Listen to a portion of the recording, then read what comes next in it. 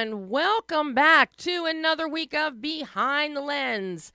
I'm Debbie Elias, film critic, creator, and host of Behind the Lens, where we go behind the lens and below the line with all those movers and shakers, the film and TV makers, those producers, directors, writers, actors, cinematographers, production designers, costume designers, sound editors, sound mixers, composers, editors, VFX gurus, and so many more.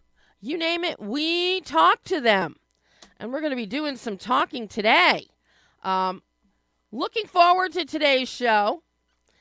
You are going to get to hear on today's show, I mentioned it last week, my exclusive interview with Barry Pepper, which I'll get to in a moment. Plus, writer, director, actor JEFF KNITE will be joining us at the midpoint of the show to talk about his new film, the horror film, The OMICRON Killer. And if you're thinking Omicron, COVID, yes, you're absolutely right in the context. This is actually a follow-up to his last film, The COVID Killer. But it's more lethal than COVID or the Omicron variant.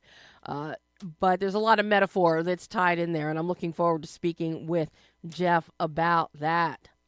So we're counting it down. Sunday, the Oscars. You know, this year's Oscars, you've noticed, I have not spoken about them. It's very lackluster as far as I'm concerned this year. Very lackluster. I question a lot of the nominees, and also some of the omissions. But I think Oppenheimer is going to be the big winner next week on Sunday night. So we shall see, and maybe we'll talk about it next Monday. But a lot of wonderful, small, independent films are out right now. Last week we talked about one of them, Red Right Hand from the Nelms brothers. I'm telling you again, if you haven't seen it, check it out. It's especially if you like their work with Fat Man with Mel Gibson a couple years ago. You're going to like Red Right Hand. And, of course, Air Force One Down is now out. It is still in some theaters. It is also on VOD. Even Spectrum has it. And digital. And it's a fun action film. There's a new one coming out this Friday. The Accidental Texan. What a charmer. A charmer. It stars Thomas Hayden Church, Rudy Pankow, Carrie Ann Moss, Bruce Dern, and Eddie the Cow. The cutest eyes in the world on this cow. But it is absolutely charming. I spoke with Mark Bristol, who was the director. It's only his second feature. The last film that he directed was in 1999. You'll be hearing my interview with Mark later this week. It'll be up on BehindTheLensOnline.net. And I may air it next week, on next week's show as well. We shall see. But it is light, bright, it's uplifting. It's got some great father-son themes in it. The whole forgiveness, redemption. But, as I said, the highlight of the film, Eddie the Cow. And, of course, Bruce Dern, whose character of Schiermeyer owns Eddie the Cow. Watching Bruce with a cow is well worth the price of admission for this film. But it makes you feel good. Accidental Texan. We'll talk more about that next week. Or you'll find out more on BehindTheLensOnline.net this week. Before I forget, I want to remind everybody, if you are in the LA area and you want to taste some of this great LTC, all-natural beef jerky that I've been talking about for a few months, head on over to Mom's Bar on Santa Monica Boulevard in Santa Monica, and you can pick it up there. I keep waiting to find out from the owner and manufacturer, Marcus Tiggs. I keep waiting to find out when is it going to expand to other areas. Or if you're in Columbia, you can get it in Columbia right now. So if you're planning any trips south of the border, you can pick up LTC, all natural beef jerky in Colombia. Otherwise, just hop on over to Mom's Bar, and you can get yourself some there along with some really good drinks and, a really fun time. So, we are going to, today you're going to get to hear my interview with Barry Pepper. I have long just loved Barry Pepper and his work. He is one of those underrated actors. Really, he is, you can classify him as a character actor. Decades from now, in today's world, we look back on guys like Barry Fitzgerald or Thomas Mitchell or Dame Mae Whitty from the golden age of film, Mary Wicks, Eve Arden, and they're all deemed character actors. That is the category that I would put Barry Pepper in for this generation. Although he is fully capable of being a leading man, he is chameleonic in his roles that he takes. I have just been enamored with him and his performances since early in his career. We Were Soldiers, he plays Joe Galloway in that, opposite Mel Gibson. Talks about the first offensive in the Vietnam War. It's an incredible film if you haven't seen it. Barry is excellent. The Green Mile, opposite Tom Hanks. One of the guards there. Maze Runner. Kill the Messenger. Fabulous film. Once again. Snitch, which he did with Rick Romanois. Trigger Point, which he's excellent. Crawl, which he really did step up to leading man status as a father with a daughter and during a hurricane, and there are all the alligators. Of course, you could call the alligators the leading actors in that. And then, of course, one of my all-time favorite films of Barry's, Bitter Harvest, and you're going to hear him talk a little bit about Bitter Harvest in this interview. It really is, it shows us how the current socio-political events of the world today, history repeats itself. And unfortunately, when history is repeating itself, it's not in a good way. If you haven't seen Bitter Harvest, see it. He is also currently in Lawman Bass Reeves. He plays Esau Pierce. And of course, his new film, Bring Him to Me. Bring Him to Me, it's out now. It's on digital. It's on VOD. I think it's in some theaters. But he plays Driver. He's quiet. He's introspective, which, if you know Barry Pepper's work, you know that's a trademark quite often of his characters. They are quiet. They are purposeful. They are introspective. It's one reason I want to see him and Steve Burton of General Hospital at some point team up in a project together. I think they would be fantastic because Steve also is very introverted. He's a man of few words with the characters that he has played, especially his legendary character of Jason Morgan on General Hospital, which he is back in action today after a several-year absence. He is back on the docket. So, all you GH fans, I know you've already got it DVR'd and you're going to see it. But that's a pairing I want to see one day, is Barry and Steve. But in Bring Him to Me, Driver is working for a mob boss. The mob boss is played by Rachel Griffiths. And his conscience is tested when he is asked to collect a young and suspecting new crew member known as Passenger, played by Jamie Costa, just 1 week after a violent robbery at a pawn shop run by Sam Neill that does essentially money laundering for the mob. However, Passenger doesn't know the real purpose in Driver picking him up and taking him to an unknown location. There's an ambush afoot, and it really creates a crisis of conscience for Driver, and forces him into a moral dilemma and challenges his own integrity. And much of the film takes place inside a 1970 Chevelle Super Sport with a 454 engine that Barry got to drive in the entire film. So the car becomes a character as well, but everything takes place within the car. So you're limited in movement, and so much of what we see and understand in this film comes from Barry's facial expressiveness, his reaction to things that the nonstop chatterbox passenger keeps saying. And when you watch the film, even down to Driver's hands, how they're gripping the steering wheel,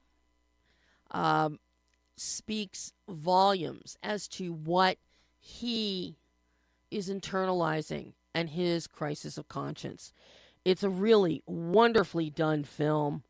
I have watched it twice. I watched it in the middle of the night again the other night at like 3 o'clock in the morning. And it just stays with you, and you can't look away. And the reason is Barry's performance. The film is fast-paced. It's a thriller. It's taut. The tension builds and builds and builds. So, rather than listen to me prattle on, take a listen to my exclusive interview with the wonderful Barry Pepper talking Bring Him to Me. Hi, how are you? I am beyond thrilled to be speaking with you. I have tried to speak with you countless times over the past 2.5 decades. And that's funny. And finally. You know, it's funny, for an actor, I'm pretty camera shy, so I'm a bit of a recluse. I hope I haven't been dodging you. No. It's just for a lot of the films you weren't available or things like that. Yeah. So when I saw that you were available for this one, I jumped. Deanna will tell you. But I have admired your work since the very early days, since the very beginning. You bring something really unique to all of your characters.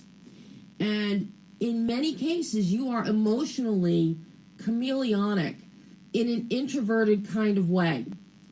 And it's fascinating to watch your performances, Barry.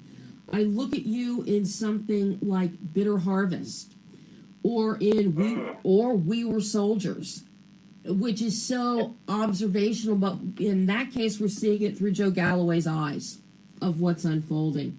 And take us into The Green Mile or Kill the Messenger. And, of course, what you did with my pal Rick with Snitch is wonderful. Yeah.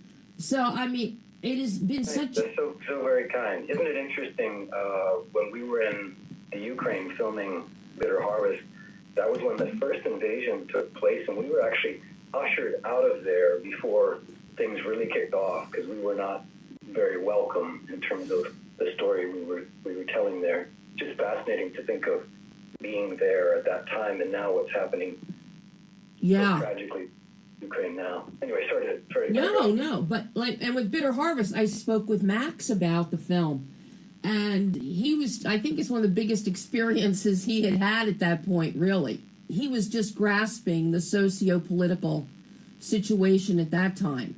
But yeah, to see history repeat itself, never a good thing in these kind of cases. But it's because of the work that you do and the stories you tell that really open people's eyes, such as with The Green Mile or We Were Soldiers. So many people didn't really know what transpired in Nam and what was happening back in the States at Fort Benning. And then to see you in a film like Crawl, which was just a kick in the ass and fabulous. Yeah. And now... That was so much fun. Oh. I try to do films like that for my daughter. You know, those are just fun, and I had such a blast doing that. And it did really well for them. I think we shot it on 15 or 13.5 million, and it made 100 million worldwide. I think people enjoyed it just as a popcorn crunching, creature feature. So it was great fun switching like that. I'm not going to tell you how many times I've watched it. It has been many times. It's one of those go-to films at 2 o'clock in the morning. Yeah, sure. And it's great. And now to see you in Driver, as Driver, and bring him to me, wow. Number one, I am so jealous that you got to drive that 1970 Super Sport. Yeah. I have to start with you in the car, with Driver and the car. This is a real bonding experience. The car is a character. Yeah, very much so. When Luke first sent me the script, that's what struck me as well. The car really has its own identity, and it's like this third character, this fire-breathing dragon that they're riding to their demise, and it acts as a catalyst to bond driver and passenger, as the car allows these themes of fatherhood and morality and family bonds to come to the surface that otherwise wouldn't, I think. How much of the driving did you get to do yourself? I did all of it. Oh my God! Yeah, we had under $3 million and 16 days to shoot this. 16 days. So anybody who has, never made an independent movie has no idea what an insane challenge that is. Yeah. I normally don't ever bring up the challenge of filmmaking. We're so blessed to do this for a living, but this one was particularly fast and furious. I mean, 16 days is absolutely insane schedule for an action-heavy, character-driven crime thriller. But so yeah, we had nothing in the budget for a stunt driver. But years ago, I had the pleasure of playing Dale Earnhardt in a film called 3, and that was a NASCAR film, and I went to Lowe's Motor Speedway to race school and got to drive these 700 horsepower, 200 mile an hour race cars around the track for a week or so. And so when I met Luke and he asked me if I could drive, I said, I think I can handle it. Yeah, it comes back to you. It's like a muscle memory, I think. And plus, you were doing the bulk of this film was all night shoots as well, and you had rain. I mean, there wasn't a lot of fake stuff, but you had weather involved here too. So, no, a budget like that, it does not give any wiggle room for things like stunt people when you have an actor who can execute brilliantly what is needed. I mean, it was so enjoyable, as you say, to drive the car. It was such a pleasure. I had a 65 GTO for a lot of years and ended up selling that. Just didn't seem like the right choice for my LA daily driver. Yeah. I missed that car. I loved it so much, and so it was a real treat to drive the Chevelle for sure. Oh my God. Yeah, I'm very jealous of that. Let me tell you. Talk to me about when you got this script. I mean, this is the first time that Luke is directing a script written by somebody else. Here it's written by Tom Evans. He normally directs his own properties. What were your thoughts on this one? Because this is a very unique story.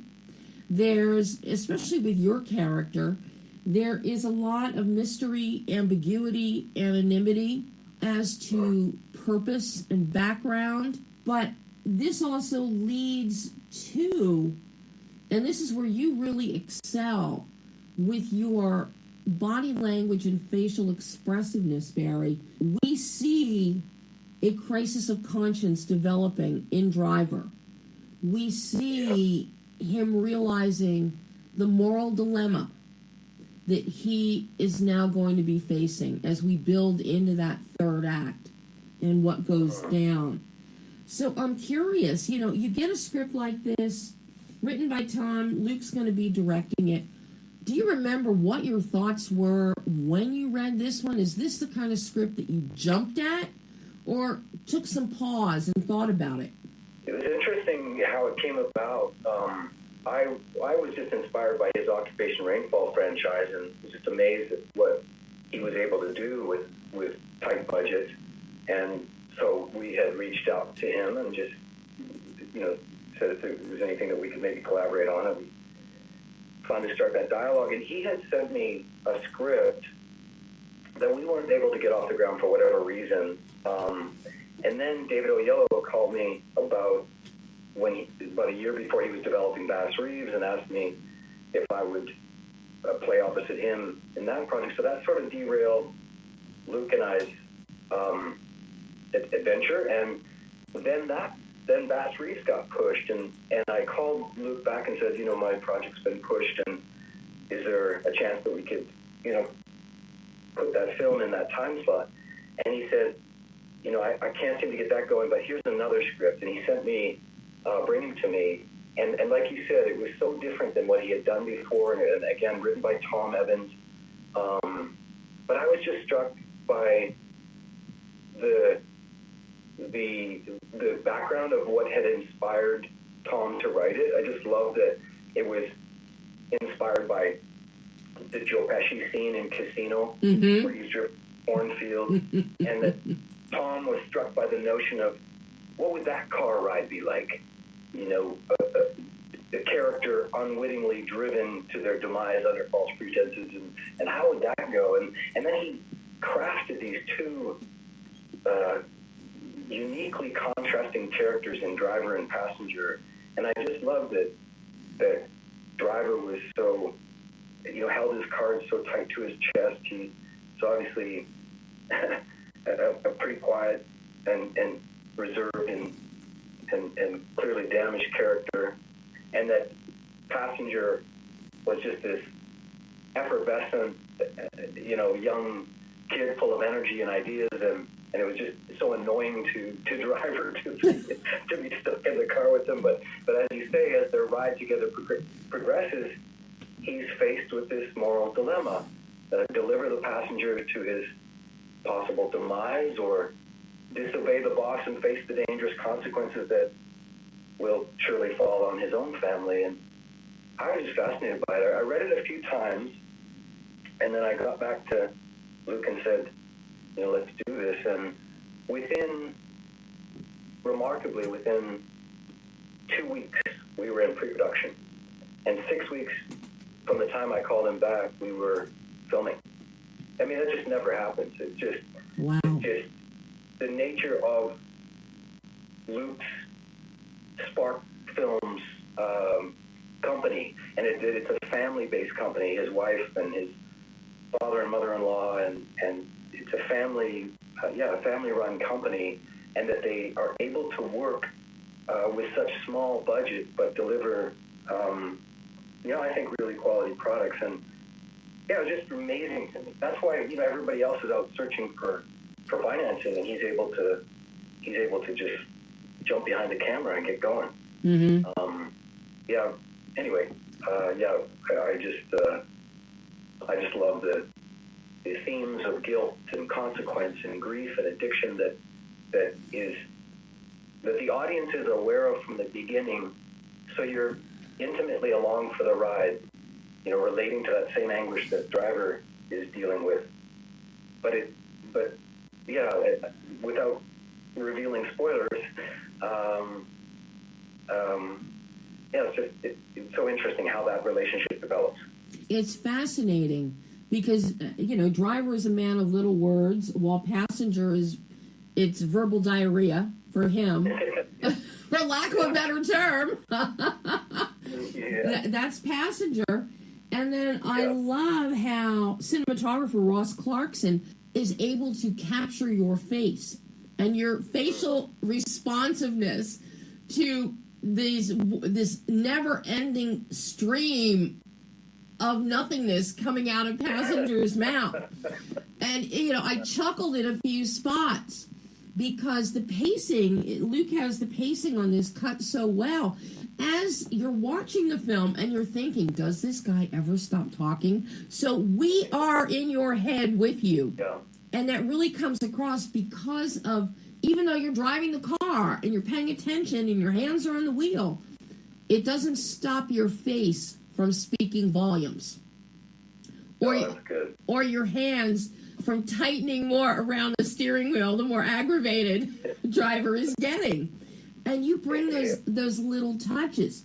Now, something I'm curious about, Barry, because of the power of that car, and you're driving it, because of the way it's shot, and also in a cost cutting and all, I'm guessing that camera was riding right along with you as you're shooting. There was times where he would be positioned in the back seat, and then we would have rigs, but pretty much all of it was practical, which is rare.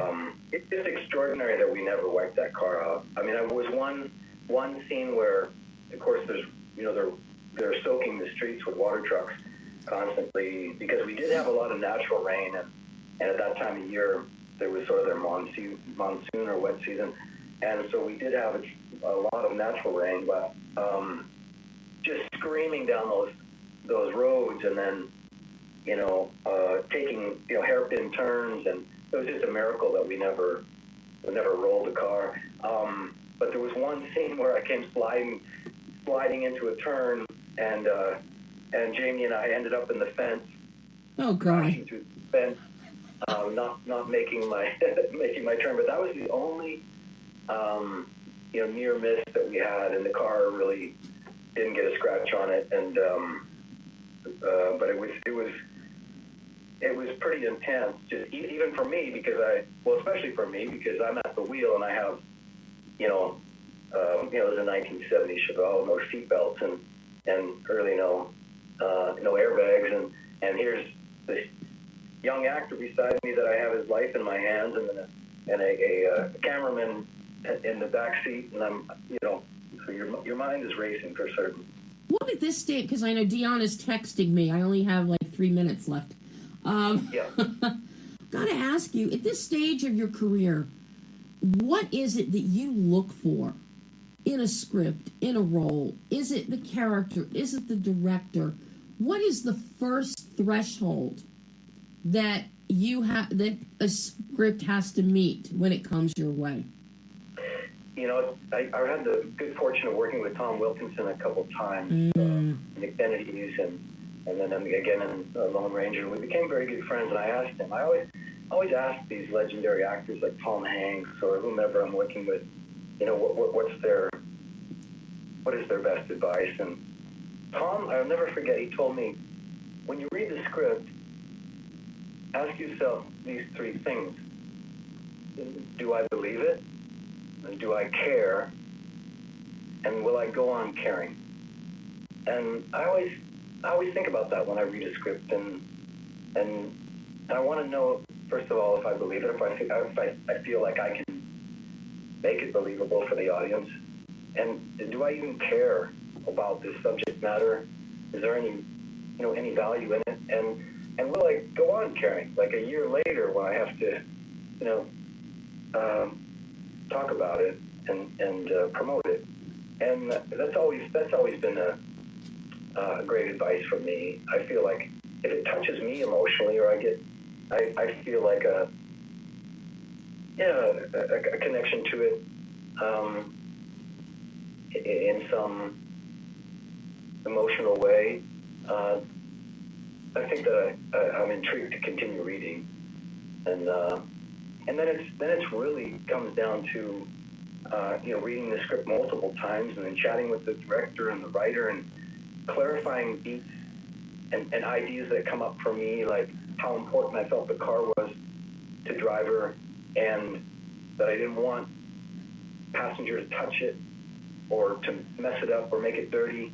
It was this precious.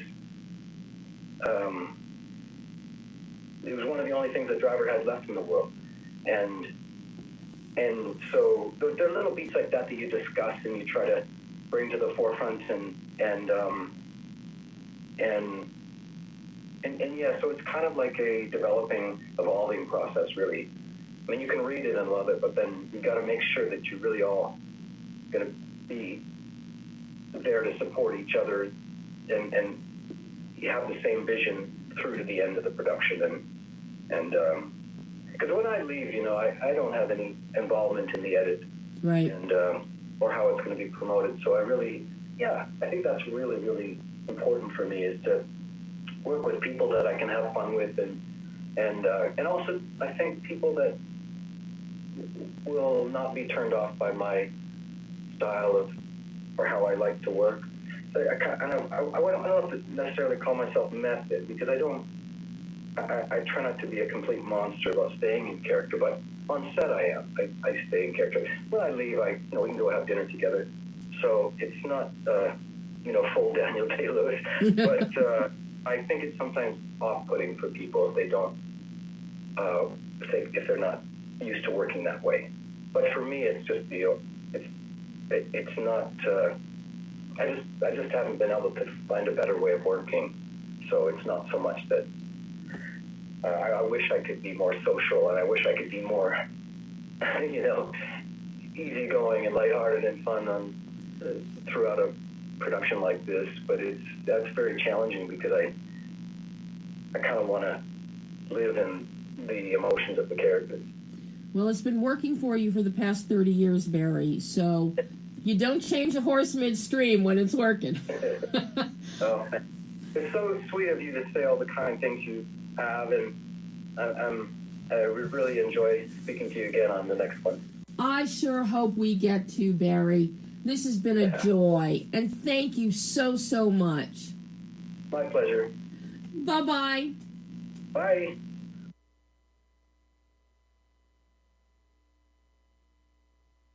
And that was the wonderful Barry Pepper talking about Bring Him to Me.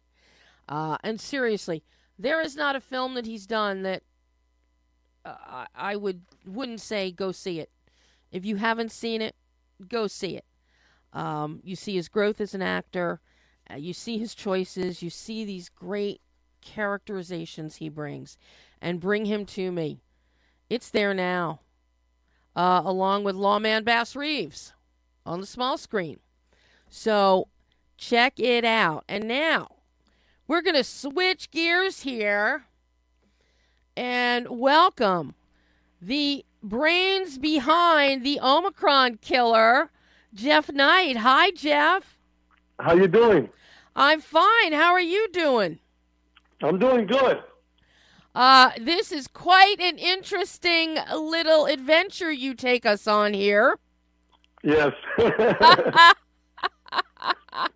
Now, I had not seen the quote-unquote prequel, The COVID Killer, but that is not to say that's a bad thing, because you fill us in with the Omicron Killer.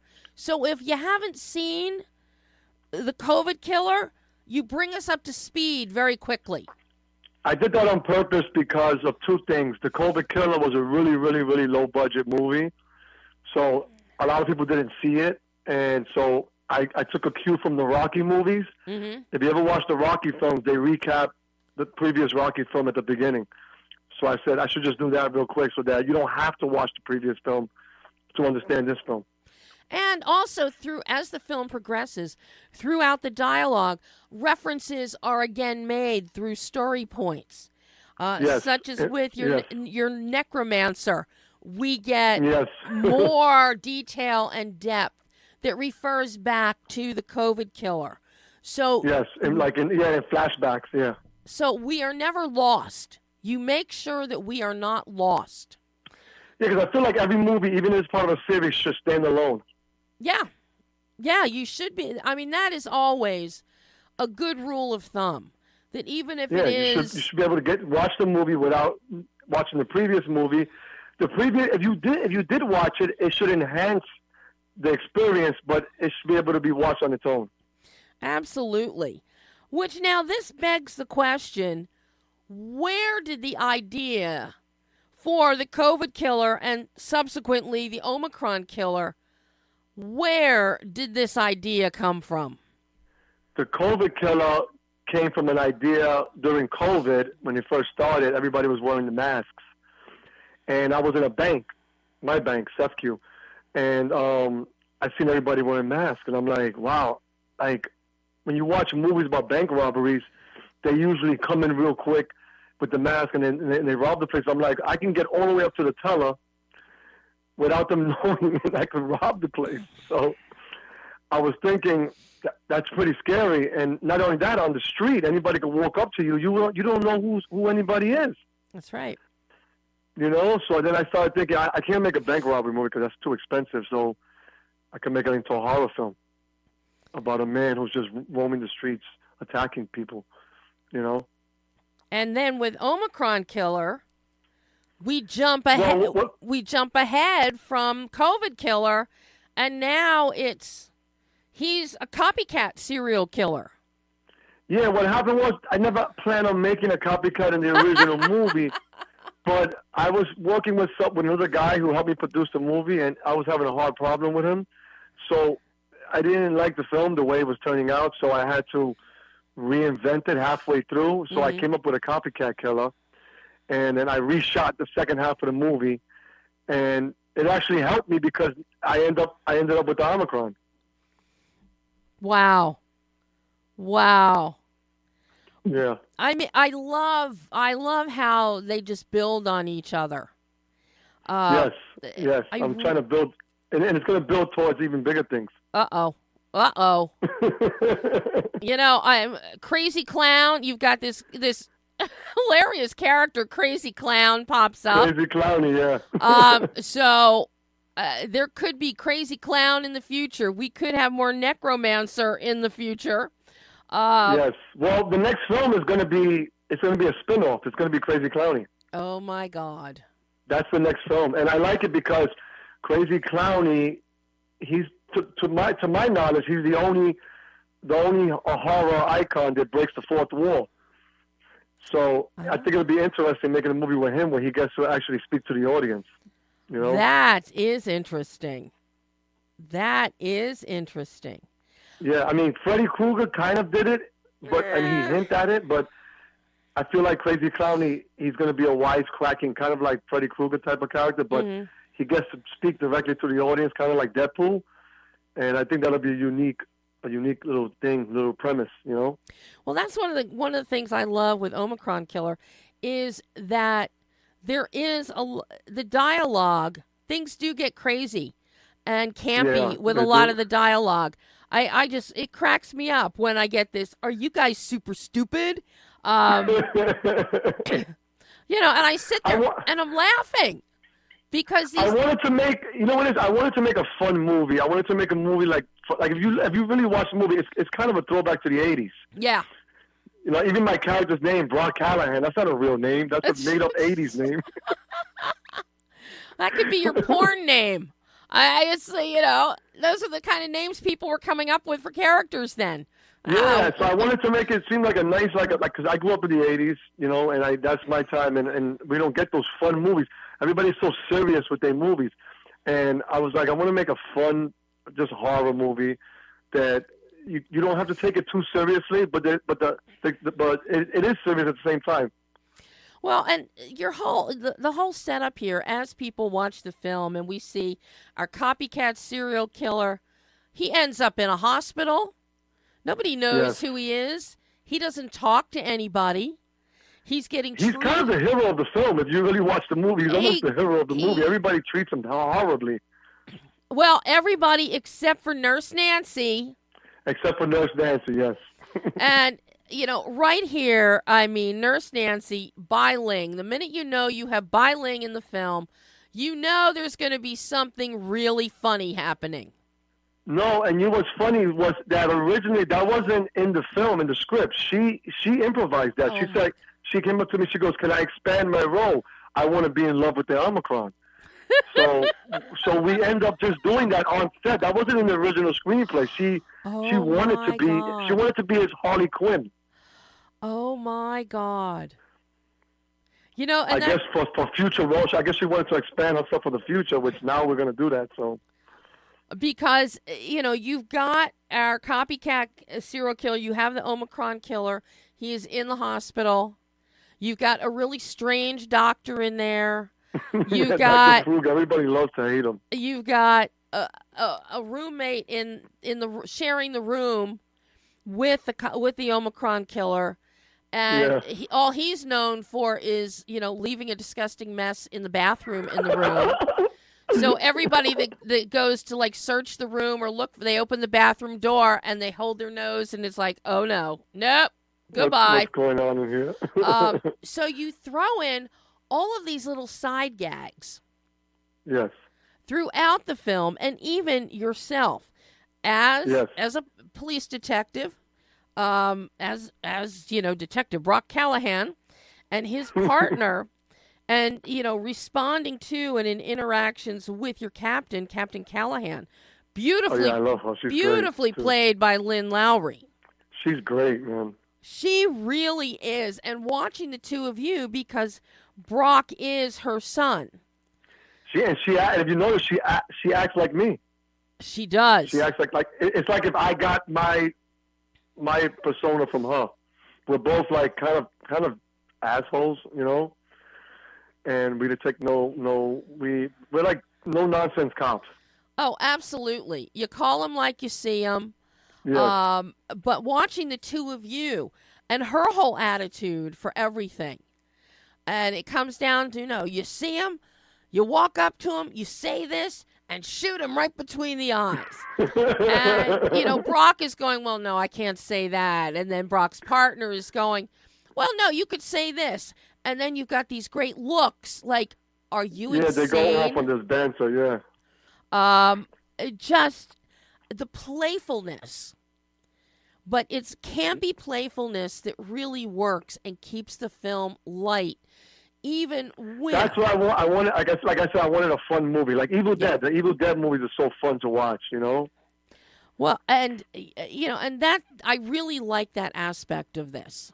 I really like the aspect of this. And something else that you do, you have great kills in this movie. And yeah, we had a girl. The girl that did it, she was great. We found her, and she was just starting out, and it ended up being like just a great. Luck was basically luck that we had. Your special effects makeup by Jillian McCoy. She was great. Is excellent. But we're using, a filed off, tire iron and all kinds of fun things. And, it's all done practically. Yes, all of it's practical. How important is that to you? And was it for you in this film to do these stunts? Obviously, economically, you need to do them practically. Yeah, we need to do them, but at the same time, it makes the movie more fun and more realistic. You know what I mean? Because the movie's so campy, we don't want it to come off as a parody. So we need it to look realistic. The kills have to be realistic. Mm-hmm. And every one of them truly is. Every one of them is. And at the same time, I didn't want them too gory. Right. And they're not. You see blood, but there's no people getting torn to pieces. I like horror, but I'm not into too much gore. You're not into Some Saw. You're not into the horror of Saw. That kind of. I actually like the Saw movies, but I like them for the story. I bear through the gore. But yeah, you really temper back. We have blood, we have the kills, but you don't go overboard with it. Don't go overboard. We don't have buckets of blood filling the hallways in the hospital. No. You keep it focused, concentrated. I wanted to make it more of like a thriller, like more of Scream, in the line of Scream. That they got kills, but they're not like over the top, And the thing is, with the kills that we have, for most of them, we don't see them coming. And the one that you would think is coming, like with Nurse Nancy. Yeah. Well, she's still running around in her hot pink scrubs. Yeah. So, it's, you give us the unexpected here. If we're looking for the expected, like Nurse Nancy to bite the dust, well, Nurse Nancy doesn't. She doesn't. Nope. We don't expect Nurse Nancy to, be crushing on the copycat killer. That was made at the last minute, but I liked it, so we kept it. And it just works so well, Jeff. It did. The way when she came out, she's like, I want to do this, and I want to be caressing because everybody treats him badly. Well, somebody should treat him good, and I'm like, okay, let's see how it works. And then it worked, so I was like, all right, let's keep it. Yeah. And of course, now she's ensured that she's going to have future roles. Yeah, she ensured that she's going to have future roles. She's very savvy that way. Very savvy. She's trying to get me to do a movie. She wants me, and if we're successful enough with the next few movies, I might do it. She wants me to do a film about her character called Nurse Nancy. So I was like, you know what? Let's flesh out her character over the next few movies and make her a bad guy. So I could see a Nurse Nancy film with her me too. crushing on all kinds of characters, or she gets moved to a prison. Yeah, And that's funny you say that. And she's the prison nurse. And that's funny you say that because there's something I'm not going to go into detail, but we got something like that working. Because I could just see her character falling in love with all these different murderers. And, and then a lot of these convicts, they start turning up dead. Are they killing each other? Yeah, she was saying that her kills could be more like methodic, like she uses like syringes and stuff like that. But is she doing it? Are they killing each other over jealousy for her affections? That's a good idea. I got to start writing these ideas down and putting you as contributors. I can just see where a Nurse Nancy horror film could go. Yes. With what you and Bai have already established. I can just see. I can just see. And she's ready to do it. She's really enthusiastic. I think you just hit the nail on the head for Bai. Is it that enthusiasm? She is enthusiastic about every role that she does. She is. Every she really red is. carpet that she walks, every interview that she does, she is beyond ebullient and effervescent. She just, right. I think she is. And Felissa, you didn't mention Felissa. Oh, Felissa as the necromancer is. Yes, she's a necromancer. She's hilarious, actually. She's great. She's hilarious. She is. I love her character. Well, on all of your characters, though, Jeff, are really fun, interesting characters. They're very eclectic.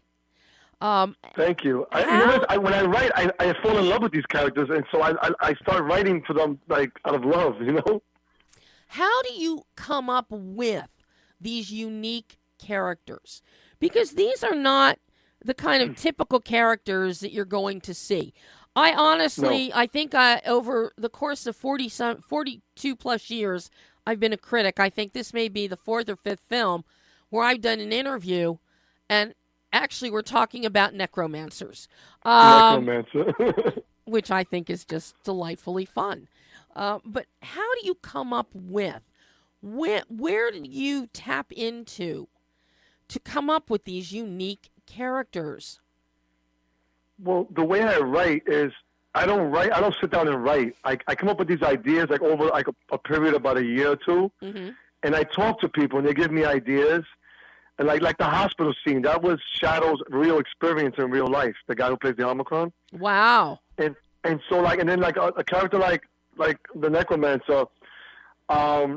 I had another person tell me, we should make a cult and they should try to resurrect the COVID killer. So I was thinking about, I want a female lead. And then I play like a game called Castlevania. And in that game, they had like somebody called the necromancer, because the necromancer means somebody who resurrects somebody from the dead. Yep. And then I remember thinking about the Evil Dead movies. They used the book, the Necronomicon. So I pulled it from different places, you know what I mean? I thought, then Felissa Rose came on, and I'm like, wow, she would be good because she's real sarcastic. And I wanted the character to be sarcastic and evil and kind of a jerk, but she's funny, Mm-hmm. And then the people that you surround her with. Her cult, which is just, talk about lame brains. They're like the Three Stooges, the Six Stooges. And, of course, then you counter that where you've got neighborhood kids playing in the cemetery, doing kid stuff, and they're smarter than most of the adults that we see. They are. They're the only ones that almost apprehended the Omicron. They do their whole, kid stuff with running ribbons, running wires, trip and falls, common sense. I'm a big Goonies fan. Well, and Stranger Things, so I got that from that. That explains it. It's a Roadrunner thing too. Yeah, and Rhodey, right? And the Wile E. Coyote, yeah. I'm a Wile E. Coyote fan, so. I am too. So maybe that's in my subconscious. So, but these fun things. And all of it, it's so welcome to see unfold. But now you also, because you do play Brock Callahan, a.k.a. The Flash, Yes. Jesus, Jeff. Yeah. Was it always your intention to act in the film? Yes. And the reason for that was the first film, I didn't act in it. And I had a lead actor. And, well, I was supposed to act in the first film, but then something happened where we had to use a cell. The first film, like I said, was extremely low budget. We shot it on a cell phone. So I don't brag too much about it. But it got us to where we're at now, so I have to respect that. But I wasn't supposed to be in that film. Well, I mean, originally I was supposed to be in it, but then I wasn't in it. But then somebody didn't show up for one of the scenes, an actor. So then I end up being a cop in there, like a little minor role. Mm-hmm. So then going forward, I said, you know what? I'm just going to play the lead in the next movie. And I took that minor role from the first film and expanded him. So now, how challenging is it for you? You're wearing multiple hats. You're the writer, you're the director, and you're the actor. How do you go about juggling these hats that you're wearing? It was hard. Yeah, is actor Jeff listening to director Jeff? Is writer Jeff crying because director Jeff has to cut some scenes? How did you go about navigating this triumvirate in your head? Luckily, with this film, I got a bigger crew, so I would relegate those roles to other people. I would ask them, how's my acting? Did I say the line right? Does it sound good? And I'll ask everybody on set, and then I'll take the consensus of what everybody says, And as far as writing go, the night before, I'm always rewriting stuff, always. Mm-hmm. We're always extending scenes in beginnings or middle, or taking stuff out or adding stuff. But it's hard. It was really difficult because I didn't get time to memorize a lot of my lines, so I had to do them the day of, and then you got to direct. So what I would do is I was staying the whole way for like maybe a half an hour and start memorizing my lines. But that's why the next film I'm barely going to be in the film. I want to concentrate on the other actors. Crazy Clowny, I'm going to have a cameo, one scene, and that's it. Well, in that way, you can really work on honing your directorial skills. Exactly. And not only that, I want to keep Brock Callahan part of the OMICRON series, not right. Crazy Clowny. I don't want to put him in every movie. So I'd rather keep Brock special for the OMICRON series. Crazy Clowny will get its own detectives. Mm-hmm. Now, and it'll be easy for me to direct. Now, how important was it having because of the fact you're in a good portion of the film, how important, and you are getting feedback from other people on set based on your performances, but then... Yeah, and I had an assistant director, too. She helped me. And I was going to say, how important was your assistant director and your cinematographer in terms of blocking out and shooting these scenes that you are in? It is extremely important. Without them, I wouldn't be able to do it, at all. At all. And they were very, very, very detrimental into what we were doing. And that begs the question, and because you're still writing up until the night before and things like that, how does that impact the actual overall blocking and lighting for your cinematographer, for Brad? Yeah, Brad, it was difficult. Like I said, so the night before, I don't do storyboards, but I have to do what you call shot list. Say it again. Shot list. Shot list. We have to do a shot list, so I have to sit up and write every shot. And if I'm in it, I got to make sure that Brad understands what I want beforehand, so that he can set up the cameras and the lights. And the assistant director, that was Kiana Sky, but they were really good, so they knew, and I think Brad had a little bit of directing experience, so he could help me out with that, Mm-hmm. Well, his big thing is going to be the lighting and the blocking, especially when you get into places like the hospital, like the room. Yes. The room is not that big. No. Your cemetery scenes, the cemetery scene outdoors is really, I really like how that's set up, how that's shot. Yeah, 6 days we were there. Yeah, it's really nice. But then some of your other stuff, like within the hospital, within some other rooms and things, it gets a little trickier. Because what people don't understand is it's a low budget film, so we're cramped. We we couldn't shoot in an actual hospital. So what we did was we shot in a school, college, right? And in the college, they have a nursing program. So they have hospital replica. The rooms are exact replicas of hospitals, right? But the other side of the room, there's no wall. So we couldn't shoot the fourth wall. So we could only shoot in three directions, not the direction in the other direction. So it limits what you can do, you know. Absolutely. So where did you shoot this one? Or the hospital scenes? Yeah. Fulton Montgomery Community College. And what state is that in? New York. Oh, okay. Upstate. All right. They let us shoot the whole school at I mean, it was great because, like I said, they have a nursing facility that's an exact replica of a hospital. So it helped us out a lot. Yeah, it's funny. I've got another film I've got to look at that they also shot in Columbus, Georgia, in a school of nursing using part of that as a hospital. Get out of here. You serious? I'm very serious. Very serious. That's awesome. Yeah, so I'm really curious to watch that one. I just got the link for it the other day, and I'm going to be speaking with the director. That's awesome. But, yeah, you know, you've got to do what you got to do when you're dealing with... You got to do what you got to do. And we use the exteriors from a real hospital, so it looks authentic. Mm-hmm. But, no, it very easily, the ugly color paint on the walls, the ugly linoleum floor, it looked like a hospital. Yeah, we wanted it to look like a dingy hospital, like because the doctor is a jerk. He's kind of evil, so we wanted to make it look like a hospital that people don't want to go to. If I were the Omicron killer, I wouldn't have wanted to be in that hospital. It's fun, like I said. People watch the film, and like I said, there's so many like people that like attack him and like they put him down, they ridicule him, like even the news people, to the point where you feel bad for him. Like they wanted him to succeed. Yeah. Yeah. No, you're rooting for the bad guy. You know, until he does something, until, you know, you see him kill somebody, then it's and like, then you go, yeah. Now, you know, he's a bad guy. How challenging was your editing process on this one? You're working with Austin Nordell.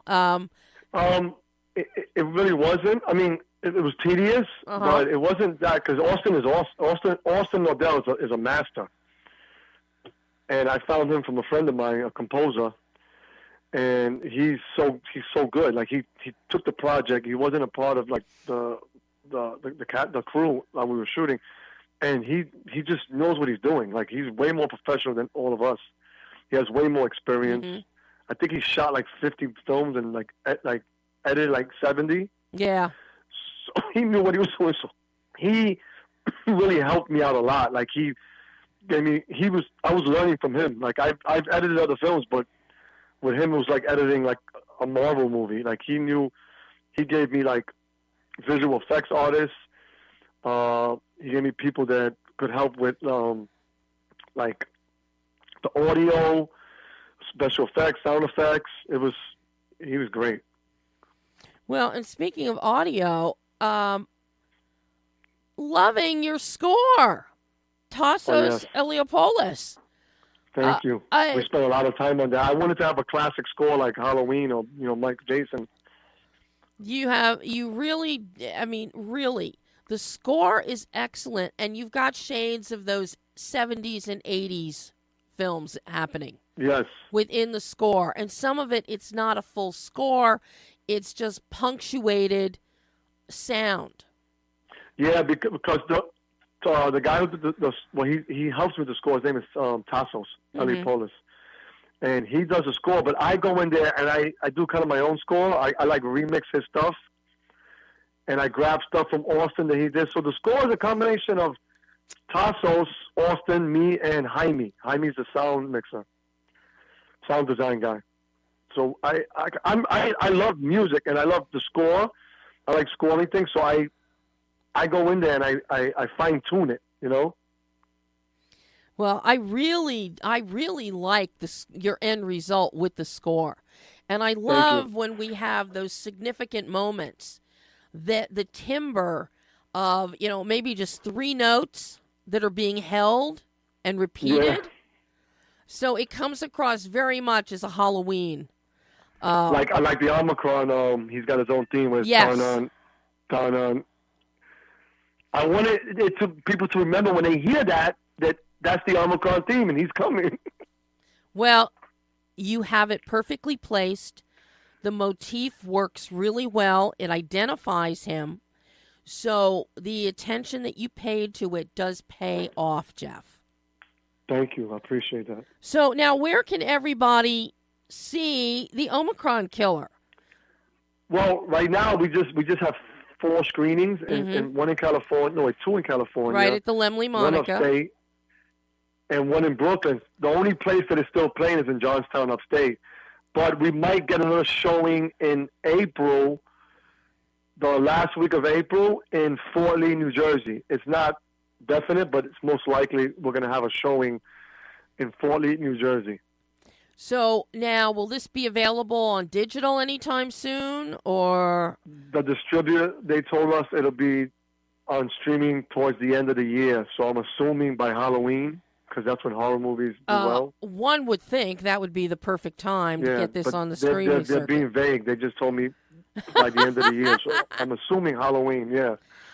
But now everybody can follow along the adventures of the Omicron Killer. If they go to the website, I'm sure you're going to be giving updates on there. Yes. The yes. OmicronKillerMovie.com. Yes. And I'm sure we don't have to spell Omicron. Everybody has lived it yes. through the They pandemic. still spell it wrong, though, on some sites. So you all know how to spell it. The OmicronKillerMovie.com. And by the way, I like the site. The site is very catchy. Thank you. Thank you. You log on to that site and that huge imagery hits you right away. Yeah, I know. I worked on that, yeah. Oh, my God. It works. This is so now when are we going to have another movie from you? When will we get Crazy Clowny? I'm going to start writing that actually this week. I have 30 pages of notes. I'm going to start writing that this week. Hopefully by the end of 2025. All right. Well, yeah. For my money, everybody needs to be on the lookout for Omicron Killer. It will be a great addition to anybody's horror lineup once it's available to all. And I hope when it goes digital, you'll come back on the show and we can talk more about it and remind everybody about it. Absolutely. Oh, Jeff, this has been so wonderful having you on today. Oh, thank you. The pleasure's all mine. And I can't wait until we get to chat again. Awesome. Me too. Now get to work on Crazy Clowny and, Nurse Nancy. Yes, Crazy Clowny, Nurse Nancy. Yep. Oh, Jeff, thank you so much. Thank you. Have a great day. You too. Bye-bye. Bye-bye. And that was Jeff Knight, the Omicron Killer, writer, director, actor, producer. So follow along with the film, the website, the OmicronKillerMovie.com, for updates of where it might be screening live, in theaters, and for the status of digital releasing. It will definitely be one you're going to want to add to your horror lineup. Now, before we go today, I have to mention my pal Dave Karger. Most of you know him as one of the TCM hosts. Dave's book is out. Dave has written a book called 50 Oscar Nights, Iconic Stars and Filmmakers on Their Career-Defining Wins. It is wonderful. I have mine. If you're watching on the AdrenalineRadio.com Facebook page, you'll see it. I have it on the tablescape. I love it. Dave wrote a lovely message to me in the book. He signed it for me. But it's really interesting. A lot of interviews that he's conducted with all of these actors: Nicole Kidman, Elton John, Jennifer Hudson, Spielberg, Scorsese, Rita Moreno, Julia Roberts, Clint Eastwood, Michael Douglas, Francis Ford Coppola, Joel Grey, Meryl Streep. There's 50 interviews in here. Lots of pictures, but Dave has his own interview style, just like I have mine. And Dave loves films, be it classic films, be it new films. And he truly loves bringing something out in these people. And I'm so happy that he has joined the lineup of authors with TCM, with Books Through TCM. There's time to get your copy of this before the Oscars on Sunday night. As a matter of fact, you can go Larry Edmonds. Larry Edmonds is the place to buy this book. And Sean will get it packed up, sent out to you post haste so that you will have it. You can peruse it Oscar night or before then. Compare experiences that you're seeing for this year's Oscar winners with the remembrances of those in the past. It's a great book for all the film fans out there, be it a classic film fan, be it a new film fan. Get it, get it, get it. Dave has done a wonderful job on the book. So that's another literary thing for you. I've been telling you about John Lindstrom's book, his crime thriller. Now you've got a whole thing on Hollywood Oscar winners, movies. So check it out. So that is all the time we have today. I have no clue who I have on next week's show. We've been juggling, trying to see, waiting for one person to get back to me if they can do it. Then I have 3 other people. So I have no clue who we're having on next week's show. But we will have someone. In addition to, you will hear my interview next week with Mark Bristol on the Accidental Texan. And if I don't have a live body, because everybody has an Oscar hangover, you may be getting a whole run of interviews on the incredible Masters of the Air limited series on Apple TV. I am so in love with this series. If you haven't seen it, see it. We've got 2 episodes left. New episodes air on Friday. The first 7 are out now. 2 more to go. If you haven't read the book on which the series is based, get it. These are true stories in Masters of the Air. And the series is riveting. Absolutely riveting and heartbreaking at the same time. Because we really get to see into the mindset of these airmen who were there during World War II, going on these bombing missions, and very few coming back alive. So, Oscars Sunday night, check it out. Steve Burton back on General Hospital permanently as of today. Go see, bring him to me. Be on the lookout for Accidental Texan on Friday. Air Force One down. Masters of the Air. You got a ton of stuff you can watch. And until next week, I'm Debbie Elias. This is Behind the Lens.